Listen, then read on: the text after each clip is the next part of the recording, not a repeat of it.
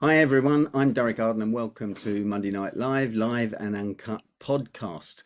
Tonight I'm delighted to have Damien Lewis, the prolific author, with us today. His new book is just out. In fact, it came out on the 26th of August. I'm ploughing through it very quickly as soon as I can find time to read it in detail. Congratulations on that, Damien. And I think it's poignant that we're talking to you tonight, a day after Remembrance Sunday, which is really key. And I know some of the veterans that you've interviewed for your books are still alive, but that number's going down very quickly. But we'll talk about that in a minute.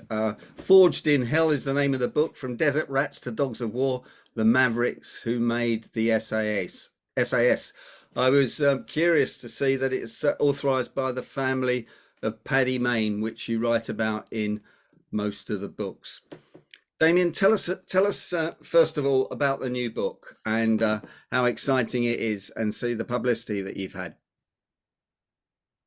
Yeah, so in a sense, it's a sequel to SAS Brothers in Arms, which came out last year, and that covered really the first 18 months of the formation of the SAS, so 1941 through to early 1943, and both books, that one and this one, and then the third, so it will be a trilogy, I imagine, although my publisher are very patient and allow me pretty much to write what I want. It was intended just to be one book in the first place, but it all fell out of the serendipitous delivery that was given to me as a historian and an author, which was Paddy Mayne's War Chest.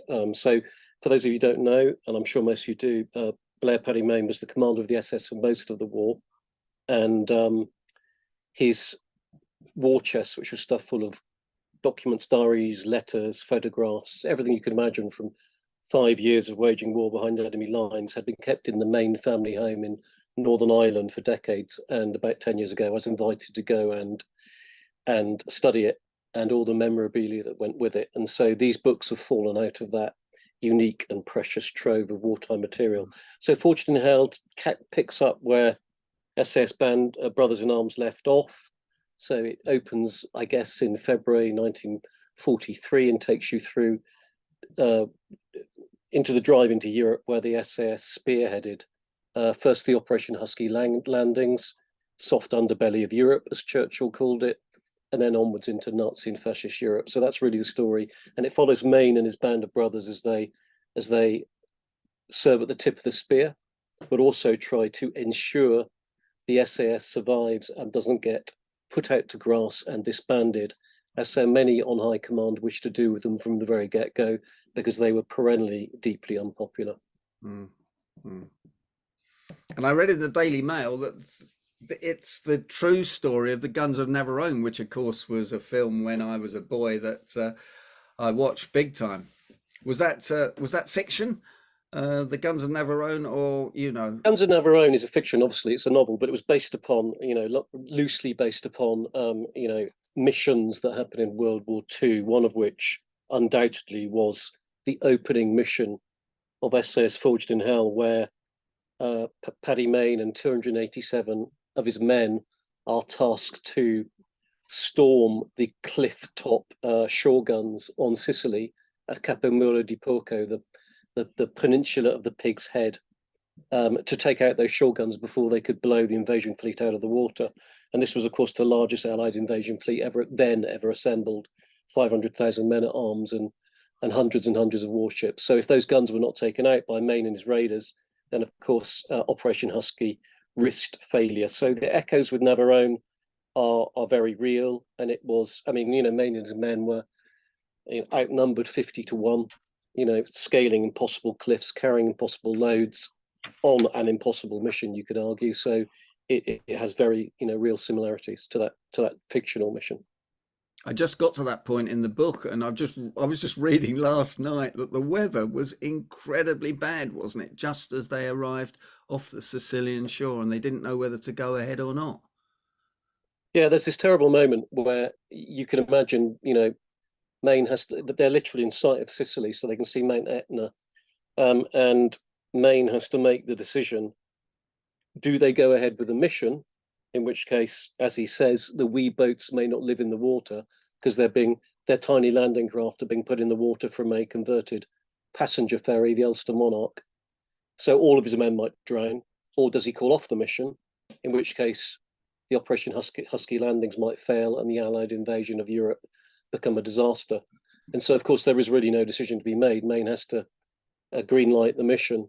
So he is, the first into the landing craft, leading from the front as always. Mm. Yeah, and I was also picking up some things on that about a 12-year-old boy that was captured by the British who was fighting for the Germans, and he burst out crying. So, being British, they let him go. And some stories. Yeah. I couldn't believe there were kids of that age actually fighting in World War II.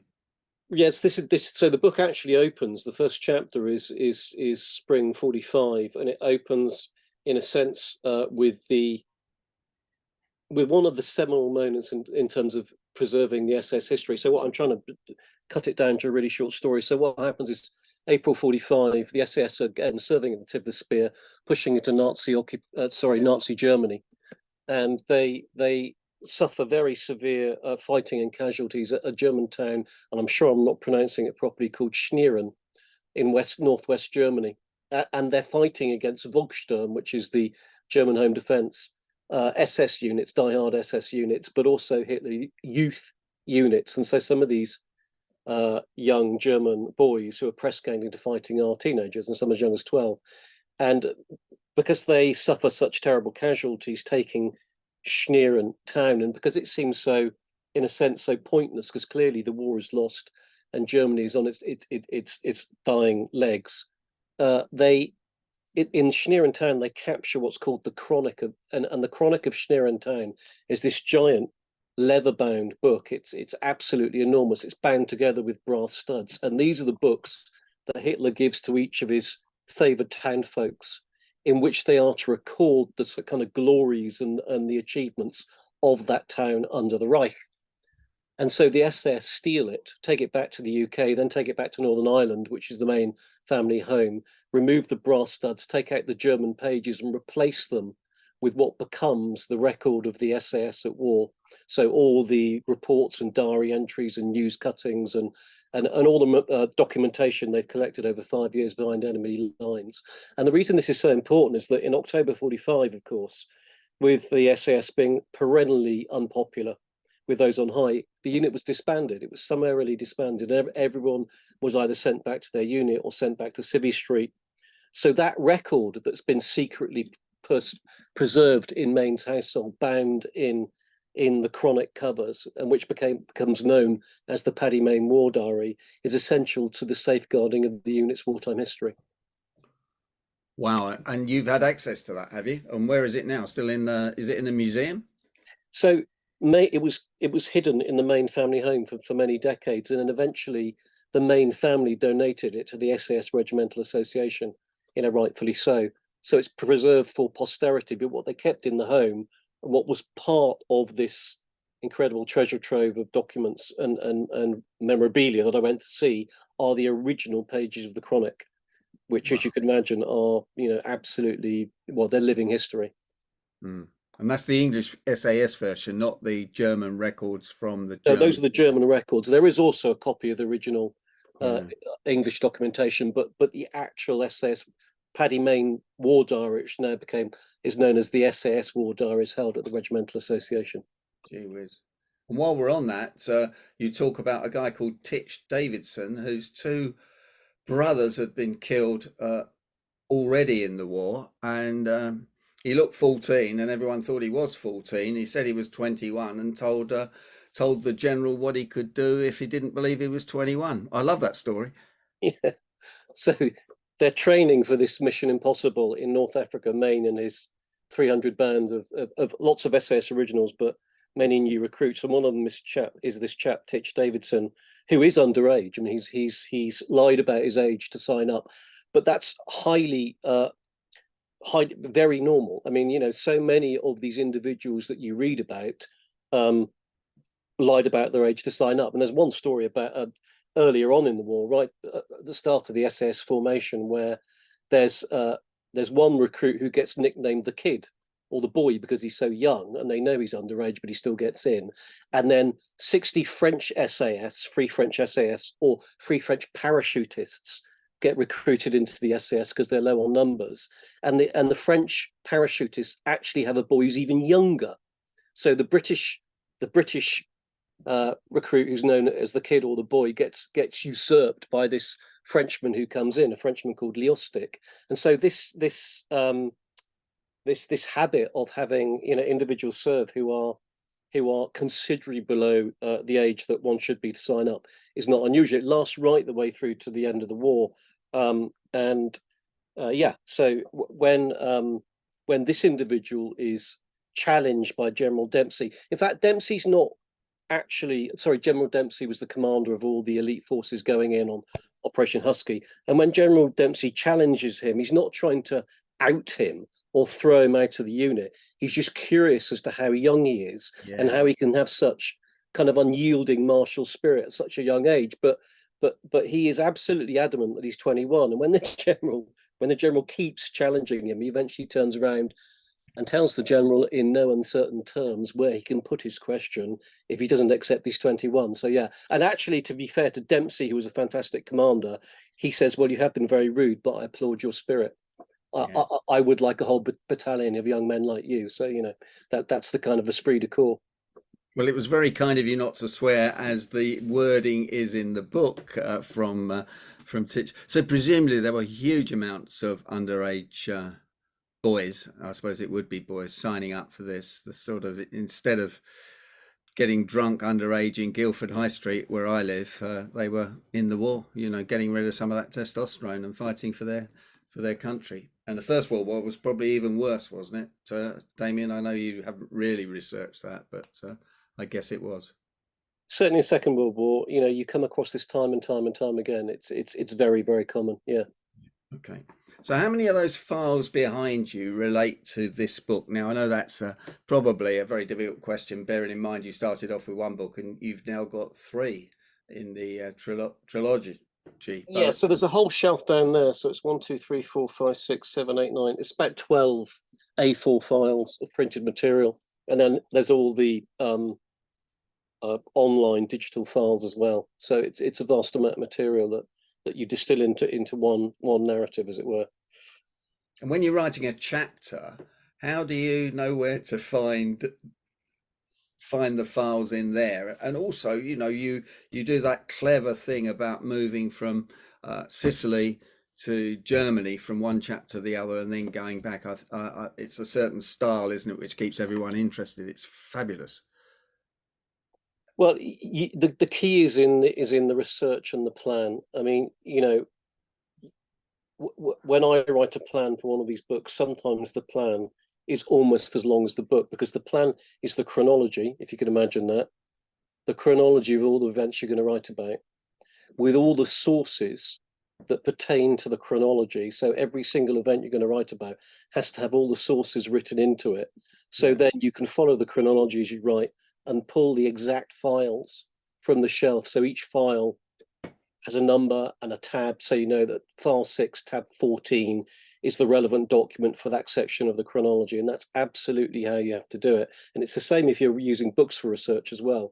So all my books, I have to confess, that I use for research, not a great thing to admit to, but they all have copious notes scribbled in the margins. So I also know from my research document that when I need to pull such and such a book off the shelf because there's a pertinent section in there, it's page 16, quote number 3A, whatever it might be. Without that, it's next to impossible. You just couldn't do it. Wow. And that process, incidentally, takes far longer than writing the book. Far, far longer. It's months and months and months and months of work putting that together. And then I would say 2 or 3 months only writing it, because once you start writing, that's it. You really just got to keep going, can't stop. Yeah, we've heard your story about how you do that, which is pretty unbelievable. We might come back to that a little bit later, because how you discipline yourself to do that is amazing. So how long did it take you to actually write Forged in Hell? And to write it was about 3 months.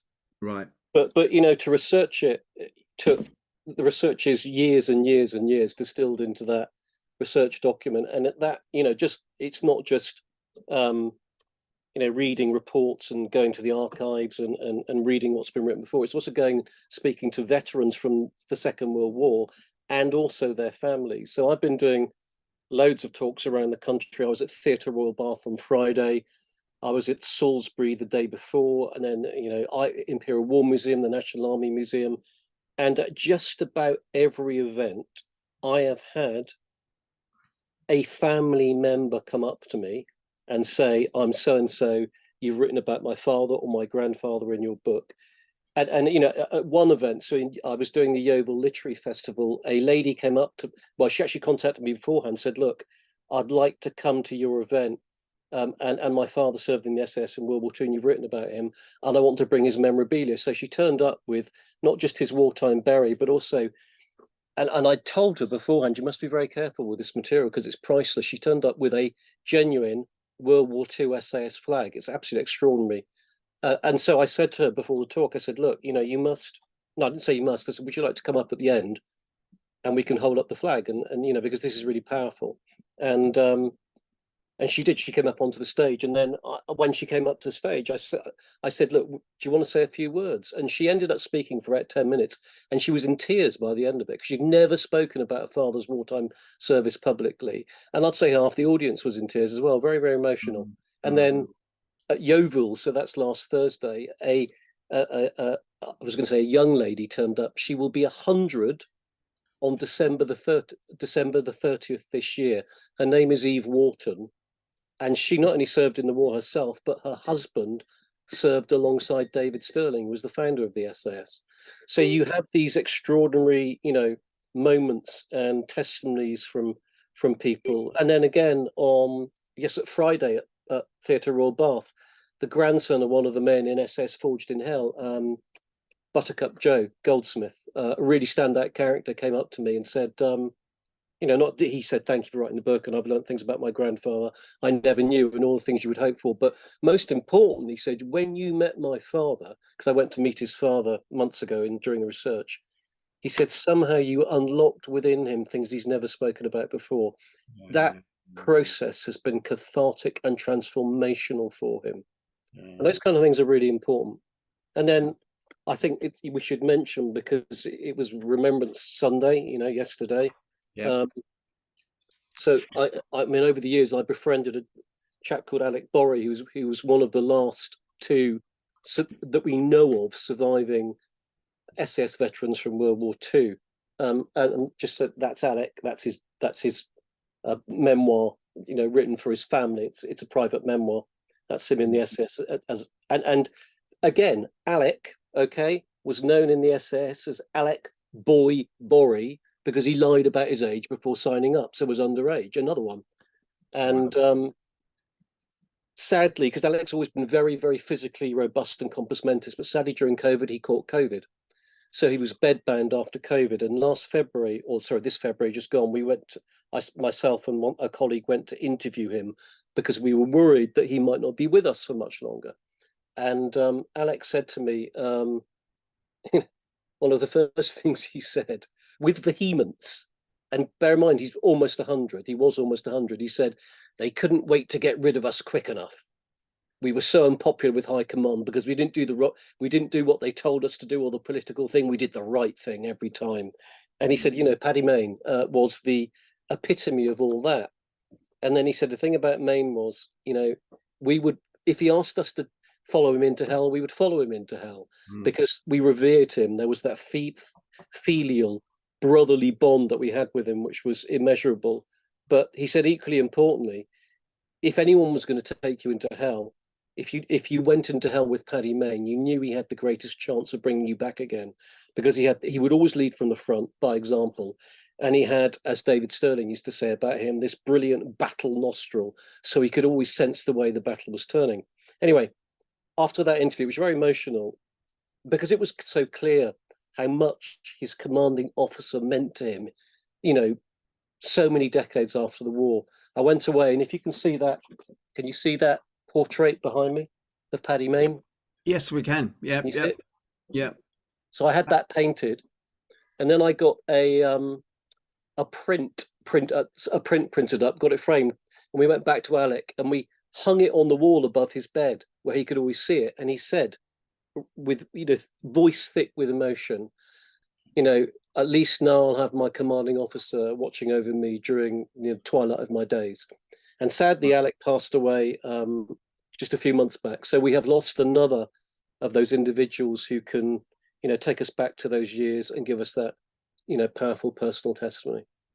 What a wonderful and kind thing to do for him as well, to spend some hours with him and then paint that portrait. That picture's in the book, isn't it? I can recognise that exactly that picture of Paddy Mayne. Yeah, it's the iconic image of Paddy Mayne that you see a lot, and it was painted by a war artist that is a kind of friend of mine. And as I say, Alec was just tears are in his eyes. It was a very special moment. Very special moment. Fantastic. And there were a number of people like that. You sent me a picture on WhatsApp about 3 weeks ago of Jackman, Yes. age 99. Yes. What was it? Holding up your book. What was the connection there, Damien? So Jackman is one of the very, very few surviving veterans of Special Forces from World War II. Jack, uniquely, as far as I know, served in the first of all, he was in the intelligence corps, and then let's take a step backwards. Jack lied about his age to get into the military. Another one.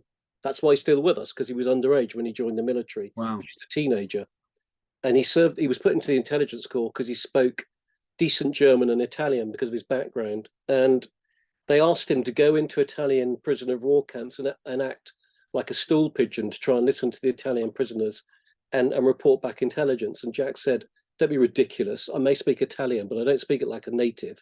They'll know I'm not Italian, within minutes." And so he was posted to North Africa and ended up becoming first an interpreter and then a radio operator with the Long Range Desert Group. And the Long Range Desert Group were similar to the SS, but they carried out mainly intelligence gathering operations across the desert, less combat operations. And then, of course, after that, as the Desert War wore down, he served in the SAS, but then largely in the Special Boat Service, which was the sister-born, waterborne raiding unit for the rest of the war. So Jack had a absolutely, unrivaled, 5 years in various units behind enemy lines and survived. That's the most extraordinary thing about him. I mean, he served alongside, Anders Lassen, the Danish iconic figure of the SAS and NSBS, who is the only member of the British SAS. He was Danish, but he served in the British SAS to win the Victoria Cross, although Lassen served mostly in the Special Boat Service. So Jackman is one of these people who I always run I send the manuscript to him before it's published, when it's in draft form. And Jack, at the age of 99, he'll soon be 100, reads it and then sends me back all his comments, which, again, it's invaluable. You get that kind of real feedback from someone who was there. That's actually amazing, because in that picture, I was struck first of all, here's a sort of 85-year-old man standing outside his house, looking pretty fit, probably walks 2 or 3 miles a day or whatever. And then you said he was 99. Yeah, absolutely. Yeah. How old do you think he was when he joined up and lied about his age? About 30? I think he was 16. He might even have been 15. Okay. I know he was very, very young. Yeah. Wow. Now, you talked at the Top Masterclass, and hopefully you can do that again for us at some point later next year, about transformation of command. I think I got that right. I tried to Google it and nothing came up. You were talking about leadership by example, I think. Is that what you meant by it? And it's transformational command.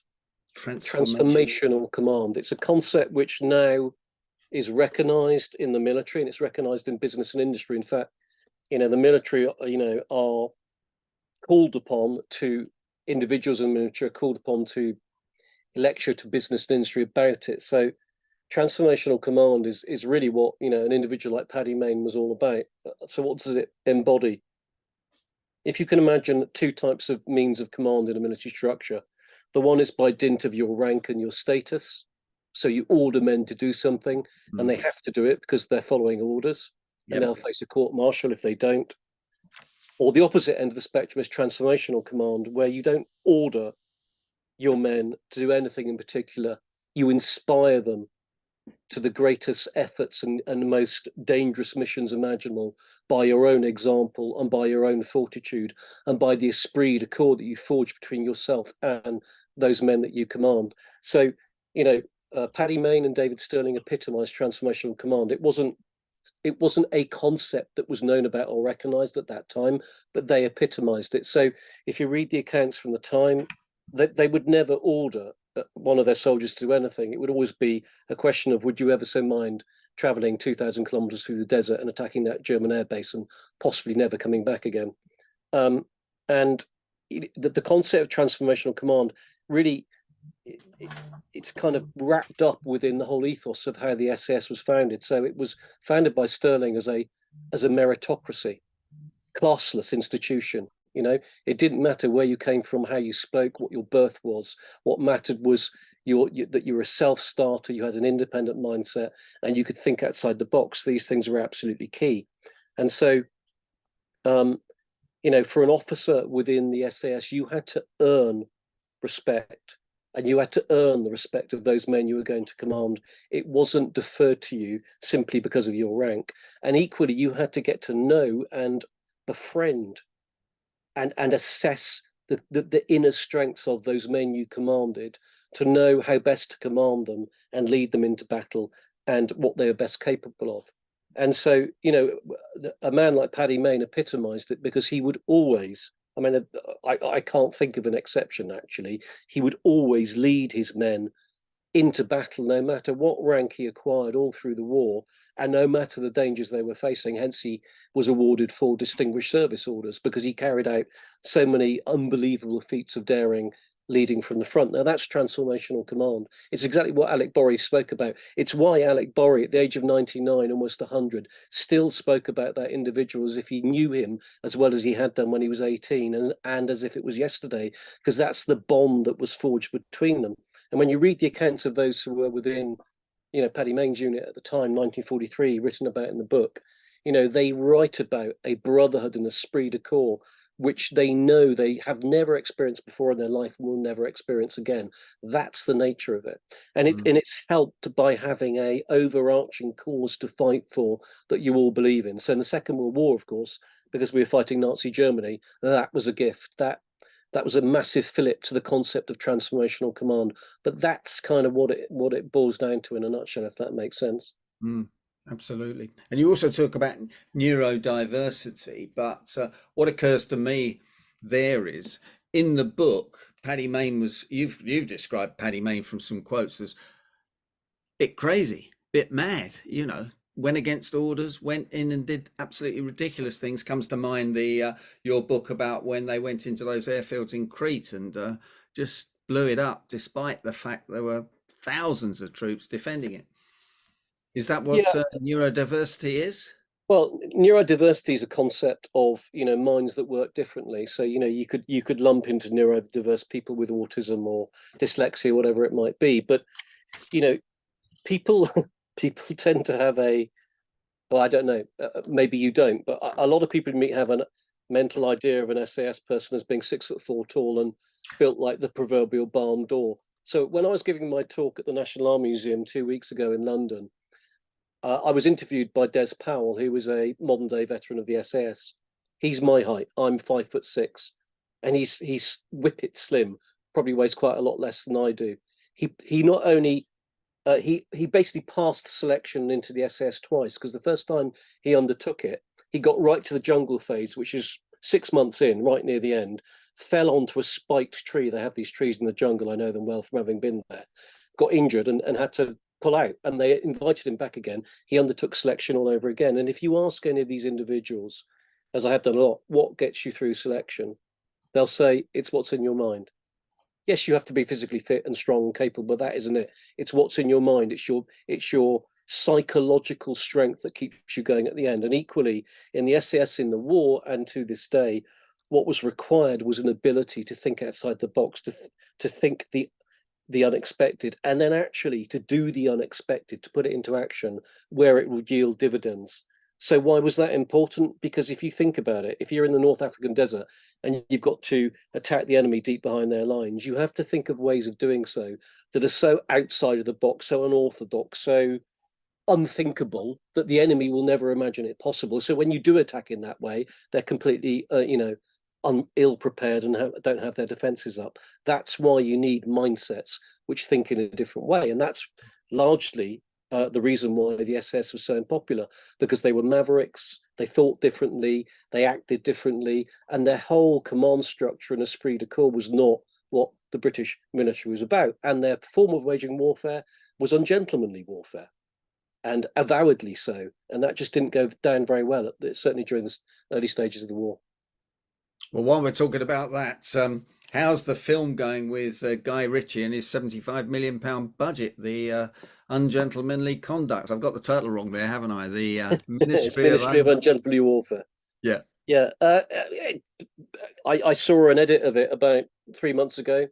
It's like no World War II movie you will have ever seen, but I mean that with all the best intentions. I think it's going to be great, and I think it's going to be one of those films which really brings this story, and in my view, the greatest untold story the world has still to tell, World War II, to a wider audience. Because I think I picked up, in the events I went to and on social media, that people seem to be worried that remembrance is maybe, losing support amongst younger generations. So we have to do everything we can, if there's any truth to that, to keep these things real and make them accessible to younger generations and younger audiences. And that movie is the kind of movie that will. And this is where the SAS went in and stole three warships, didn't they, from the harbour while the Germans were drinking. Yeah, it's actually the SOE. It's the Special Operations Executive. It's Churchill's Ministry for Ungentlemanly Warfare. That's why they coined that title. So right at the start of the war, as you all know, Churchill rightly reasoned that the Second World War was going to be a total war. He knew Hitler was going to fight in every way imaginable and conceivable, and he knew you had to fight fire with fire. So he formed the Ministry for Ungentlemanly Warfare, formerly called the Special Operations Executive, which was the fourth armed service, as it was also known. Wasn't Navy, wasn't Air Force, wasn't Army. In fact, it wasn't populated mostly by service people at all. It was populated by lawyers and accountants and artists and actors and safe breakers and petty criminals, anyone they could think of who might bring something to bear in terms of new ways to fight the enemy.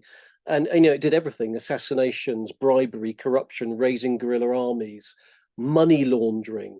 And actually, it's going to make you laugh, but the SOE was so successful in its money laundering and economic warfare operations that by the end of the war, an order was sent out to the SOE to fudge its accounts because it was actually making a profit.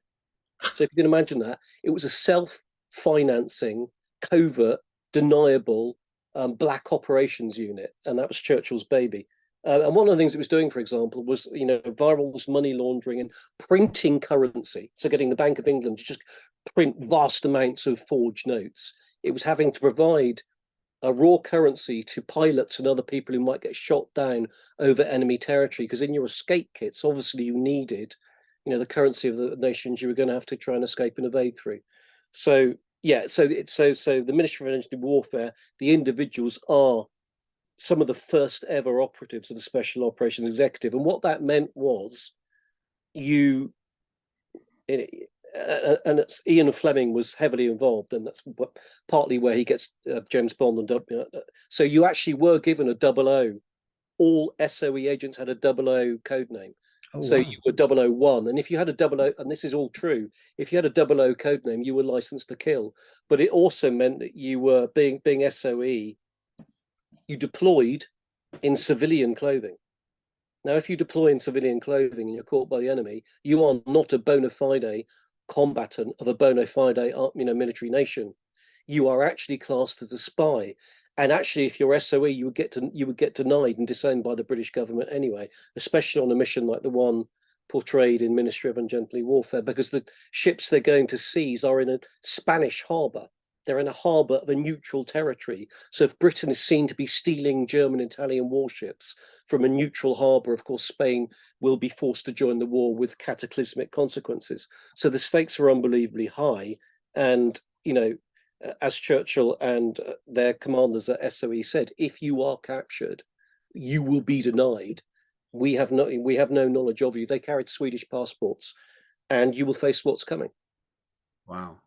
And Hitler had put out a directive to kill these people as fast as he could, didn't he? From what you wrote, and even if they were in uniform, to kill them.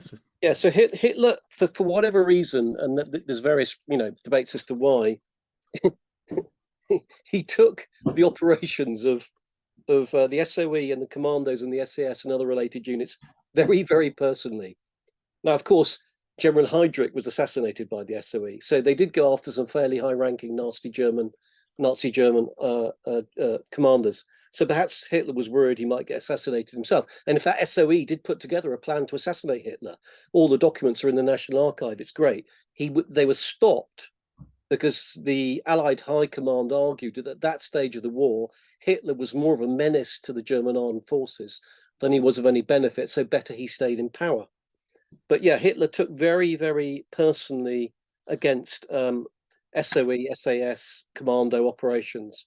And so in October 42, he got his lawyers to draw up to try to legally justify a written order, it's known as the Commando Order, to execute all captured Allied agents, but also special forces operators, whether they be in uniform or out of uniform, armed or unarmed, resisting or trying to surrender. Well, that's a war crime. You can't kill bona fide, you can't just torture and execute bona fide soldiers of a bona fide military nation. And it reflects the fact that he was deeply, deeply affronted by these kind of operations. Mm. Now you talked about, I don't know that you've written about, you're talking about the assassination in Prague, aren't you, of Heydrich? Yeah. Oh right. Well, I read a book about that, and it wasn't yours, but I went when I was in Prague to where the shootout was in the church and looked at the bullet holes, Fabulous, isn't it? Yeah, Yeah. wow, amazing. You could almost feel the fear Yeah. there. That was an SAS because it said in the book that I read they were Czechoslovakian guys. No, it's a special operations. It's an SOE mission, but the Czechs, SOE had, French sections, Czech sections, German sections, Austrians, every single nationality you can imagine, every single, nation that opted to fight against Nazi Germany, whether they'd been occupied or not. So the Poles, all these nations came to the UK, were headquartered in London, and then obviously their people were recruited into SOE, put into that national section, and then dropped back into their countries to cause havoc and mayhem, to set the lands of the enemy ablaze. That was their aim. And so with the assassination of Reinhard Heydrich, it was Czech SOE agents who dropped in to carry it out, because obviously they could, they were locals and they had the greatest possibility of pulling it off. And the Germans destroyed the village that they came from, didn't they? Killed everybody. That's right. Yeah. That's what I read. Damien, this is fantastic, and I think we'll have to get you back. I've got a few questions in the chat box, if that's all right, and anything else that occurs to you. Question one, simple question. Where do you get your book titles from? Do you have an idea at the outset, or do they grow out the book, or do the publishers make the decision? Yeah, normally they grow out of the book. So with this one, SS Forged in Hell, it's actually a quote from David Sterling. So after the war, he was being interviewed, and he said, and I paraphrase, I quote it right at the start of the book. He says, the SAS was forged in hell. And when I wrote the book, because it goes into some very dark places. I mean, by the end of the Italian campaign, Paddy Mayne's SAS is so depleted by casualties, injuries, but also psychological trauma. Let's not forget what we would now recognize as PTSD, post-traumatic stress disorder, that they are no longer a viable fighting force. That's how horrendous the fighting has become. And in the final battle at Termoli, and I'd always heard people say Termoli was hell. I never really realized why until I wrote that section. The SAS and the commandos go in to take the coastal city or town of Termoli, to outflank the German line, to execute a landing above the latitude of Rome. That's the idea of the landing, and then to hold Tamoli until Allied forces can get there. And Hitler is so enraged, and General Kesselring so enraged, that they send in the whole of the 16th Panzer Division to retake the town, and they have orders to drive the British invaders back into the sea at all costs. And so you have a few hundred SS and commandos facing the 16th Panzer Division, and the biggest piece of weaponry they have is a few field guns, which they've scavenged off the Royal Artillery gunners, who very bravely manned their guns until the last and are all dead or injured. So it's an absolute hellish battle. And they persevere, but at great cost. And so, because of that phrase "forged in hell" just seemed appropriate. And so, yeah, generally a title falls out of the writing, I have to say, and mostly it will be something that resonates with you as you're telling the story. Yeah, that's normally how it works. Okay, I'm keeping going on the questions. When you write your books, how do you decide where to start and finish, given that you're researching World War II all the time? And linked to that, David asks, once you have an idea of your overall story, how do you select which parts of your enormous base of material to use in the final narrative of the book? Two questions. Yeah, those are really good questions. So I'll answer the second one first. How do you select? I mean, selection of the material to tell is the single greatest aspect of all. And I say that because, and I'm not criticizing any other authors, but there is a tendency for military history to be rather dry and ungripping. And often that's because authors try to insert into the book they are writing all the knowledge they know. Yeah. You should do the reverse. You should try and insert into what you write the sum of the knowledge you think your readers need to enable the narrative to grip them to the end. That's how you write military history as a gripping narrative. And so because of that, you've got to choose very carefully. And I think the way you do that is you choose the characters you want to follow and the key operations that you think are germane to the narrative you're telling. You don't have to tell them all. And there's no point in telling them all if they repeat each other, because repetition by its very nature can become boring. So that selection process is vital. It's absolutely vital. And I've forgotten the first question. Well, I think the first question was very similar. I'm just pulling it up. When you write your books, how do you decide where to start and finish?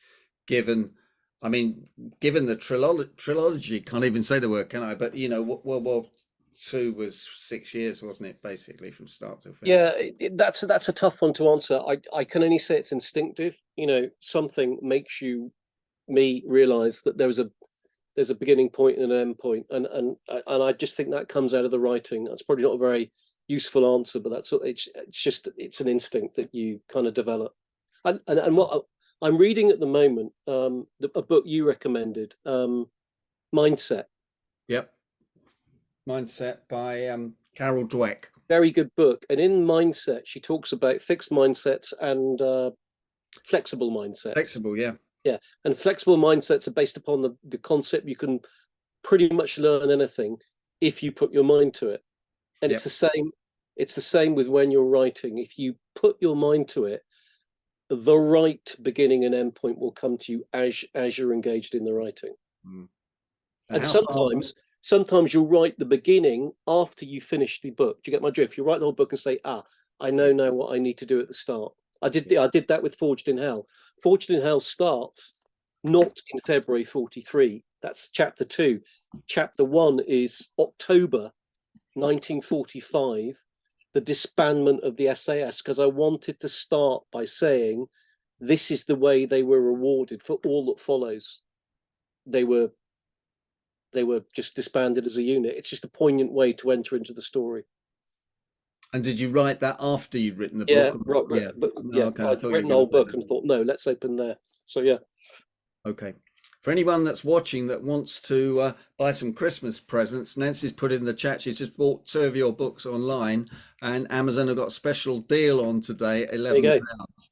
Now, I know you won't get rich on that, Damien, but it might enable you to to buy a beer or two tonight, but not much. But Amazon play around with the prices all the time, don't they? They do with my book as well. And final question, before we turn the recording off and ask you to stay on with us. When you're writing a book about a specific event, do you write in the present or the past tense? That's from Jenny in California. Mostly in the past tense, but I have written some more contemporary military books where I have written in the present tense because I felt the story was more immediate, if that makes sense. But World War II in the past tense. Yeah. Fantastic. Damien, thanks for joining us yet again. I hope you'll come back and join us in 2024 and join us live as well. But can I ask members of Monday Night Live to give Damien a round of applause in the normal silent way on gallery view? Fantastic. Thanks for watching this. If you're listening to this on YouTube or on the podcast channel, thank you. You can always find Damien in on his websites, and he's still doing a tour of the country, which is a book tour. You've done 25 so far, Damien, I think you said, and you've got a few more to come. I looked up Hungerford today and it's sold out, so people better get their tickets pretty quick. And Godfrey and I look forward to catching up with you for lunch on the 1st of December. And if you'll stay on for questions, that will be fantastic. Yeah, no problem. Lewis, thanks for joining us. Thank you.